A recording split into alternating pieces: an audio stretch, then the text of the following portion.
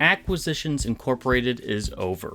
Long live Acquisitions Incorporated. I hate goodbyes! At PAX Unplugged, Penny Arcade ended their long-running Acquisitions Incorporated campaign, which started 14 years ago and evolved from a podcast into a video series to a series of live shows at various PAX events and conventions. Acquisitions Incorporated appeared in video games. It had its own merchandise line. It had a spin-off video series, and it even had an official D&D rulebook co-published by Wizards of the Coast. Just as Acquisitions Incorporated was enjoying its final curtain call, Penny Arcade revealed that it would launch a second Acquisitions Incorporated campaign, and that this campaign would somehow involve a Kickstarter campaign that will launch next year.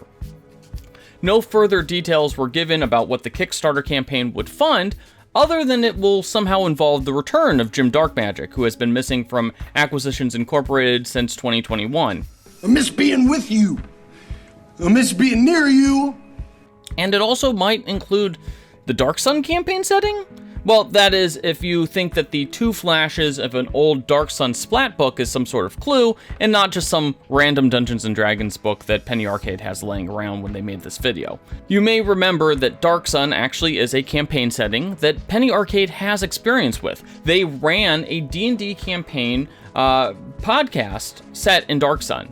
And conveniently, Wizards of the Coast hasn't touched Dark Sun in 5th edition, outside of a couple of monsters appearing in a D&D Beyond Monstrous Compendium. So we'll have to wait to find out more details about what this brand new Acquisitions Incorporated campaign will be, and what form it will take, probably when this Kickstarter launches in April 2023. So, before we continue, be sure to feed the YouTube algorithm by tapping those like and subscribe buttons. Not only will it keep the unknowable hunger of YouTube at bay, it will also ensure that you never miss a tabletop and fantasy update. So, we could have gotten Walrus folk in Dragonlance. Walrus folk!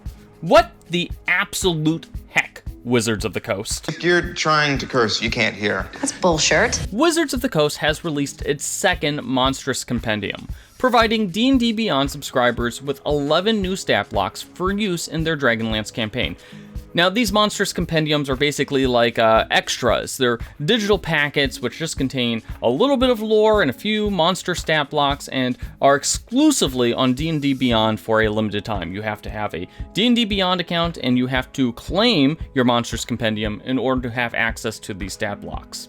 So, this new Monstrous Compendium, there's a classic red dragon called Ember, who has appeared in other Dragonlance books and adventures. There's the actual head of the Red Dragon army. There's a new kind of Draconian, and then there is the Thanoi Hunter.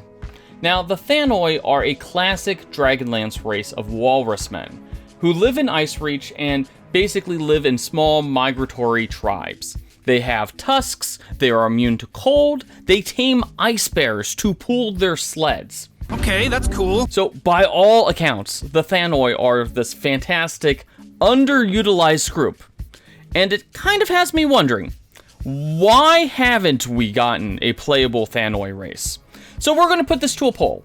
Would you rather play as a Thicc Walrus boy with natural tusk weapons and an immunity to cold, or would you rather play as a Kender? And not even like a classic Dragonlance Kender, a Kender stripped of their cultural disregard for property rights. You let us know in the comments section, and be sure to choose wisely.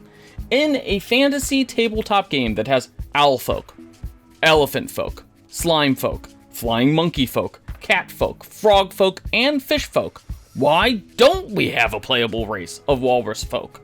Go and find that poll, give us your response, and don't forget to like and subscribe the character sheet.